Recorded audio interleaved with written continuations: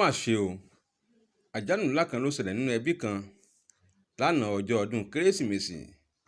Obìnrin agbẹjọ́rò kan torúkọ rẹ̀ ń jẹ́ Bọ́láńlé Rahim ni ọlọ́pàá kan yìnbọn pa lágbègbè Àjà. Gẹ́gẹ́ bí a ṣe gbọ́, ọ̀kan nínú àwọn ọlọ́pàá tó wà ní tẹ̀sán Ajíwé ìyẹn nínú Àjà ni ọlọ́pàá tó yìnbọn yìí. A gbọ́ pé obìnrin tí wọ́n yìnbọn pa yìí ń bọ̀ láti ilé ìjọsìn pẹ̀lú àwọn ẹbí ẹ̀ lánàá ọdún Kérésìmesì. Bó sì ti fẹ́ yípo òbìrìpo ìlú Àjà ni ọ̀kan nínú àwọn ọlọ́pàá yìí yìnbọn lù ú. Lẹ́sẹ̀kẹsẹ̀ ni wọ́n gbé obìnrin náà lọ sí ilé ìwòsàn, ṣùgbọ́n kó tó débẹ̀ ló ti dákẹ́.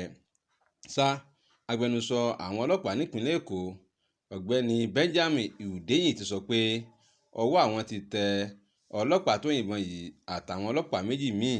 Ó láwọn ti taari wọn lọ sí iléeṣẹ́ ọlọ́pàá tí wọ́n ti ń wádìí ìwọ̀n ọ̀daràn ìyẹn tó wà ní Yaba nílùú Èkó.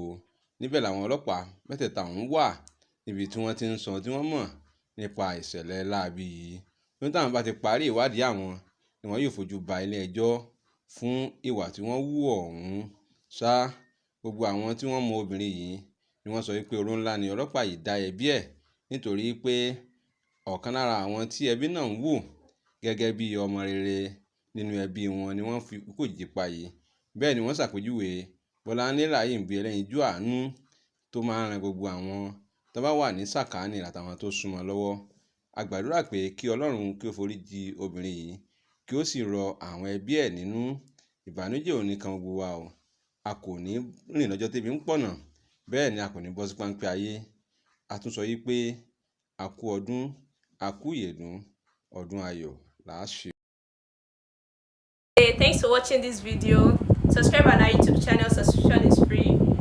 You can call us on 0080597807 for your event coverage. Thanks.